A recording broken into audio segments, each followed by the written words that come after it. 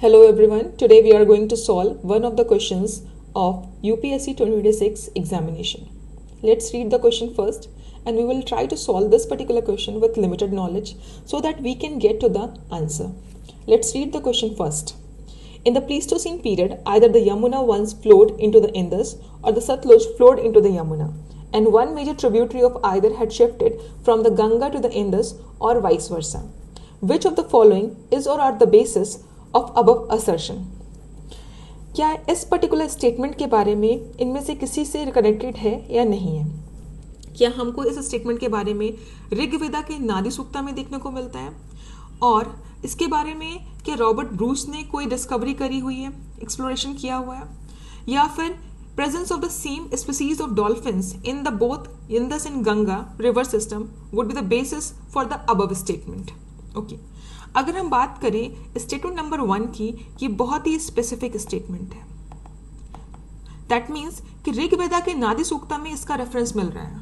इसको कहना 100% करेक्ट और रॉन्ग ये would be based on your knowledge. Exploration of Satluj and Yamuna by the Robert Bruce Foote. On that basis, this statement would be correct. Again, very specific statement. Next, third statement is the presence of the same species of dolphins in both Indus and the Ganga river system. This is a very general statement. जो भी general statement होता है उसके सही होने की probability ज़्यादा होती है. तो हम ये कंसिडर कर सकते हैं कि जो थर्ड स्टेटमेंट है वुड बी करेक्ट. अगर हम ऑप्शंस को देखें, जो थर्ड स्टेटमेंट है वो सिर्फ एक जगह लिखा हुआ है and remaining 3 options are either 1 और 2 और 1 और 2 टुगेदर. अगर हम देखें, अगर हम 1 और 2 के साथ जाते हैं तो there is high probability that would be incorrect. अगर हम थर्ड स्टेटमेंट के साथ जाते हैं there is high probability that would be correct. तो हमारे लिए बेटर ऑप्शन यही रहेगा कि हम थर्ड स्टेटमेंट के साथ जाएं, ना कि हम फर्स्ट और सेकंड के साथ जाएं. So on that note we will pick up the option D, that is 3. Statement number 3 would be correct. Now let's see the explanation.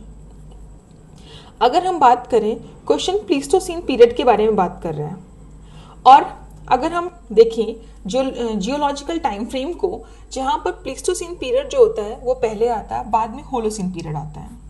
अगर हम देखें ऋग्वेदा जो थे basically compose during Holocene epoch और Pleistocene period basically ended around 11,700 years ago.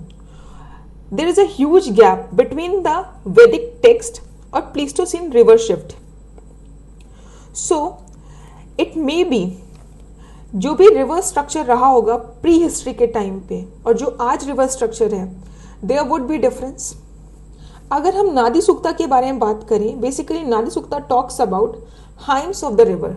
Hymns a kind of a song और स्तुति भी हम कह सकते हैं. और बेसिकली एक तरह का लिटरेरी और रिलीजियस टेक्स्ट है जहां पर बेसिकली ऋषियों ने प्रेज किया है और 21 रिवर्स के बारे में जिक्र किया है. अगर हम बात करें और क्या दिया हुआ नादी सूक्ता में, बेसिकली यहाँ पर रिवर्स का जो फ्लो है फ्रॉम ईस्ट टू वेस्ट के बारे में जिक्र किया गया है, बट कहीं भी इस तरह की बात नहीं की गई जो स्टेटमेंट में बात की गई है. सो on that basis this statement would be incorrect. Next is about the Robert Bruce foot. Robert Bruce foot is considered as father of Indian prehistory. He discovered India's first Paleolithic hand axe at Pallavaram near Madras. He also found stone tools at Atirampakkam in Tamil Nadu. He also discovered Belem caves in Andhra Pradesh. He worked primarily in South India and Gujarat, not in Punjab, UP or Yamuna region. He never explored or mapped the Pleistocene drainage system of Satluj and Yamuna rivers. His work focused on prehistoric stone tools and archaeology, not on ancient river capture events. On this note, we can say that this statement is also incorrect. So finally, we have left with third statement that would be correct. We also found this particular statement by limited knowledge that would be correct. We took the help of options as well. Now we end this session here. Thank you and like and follow for more.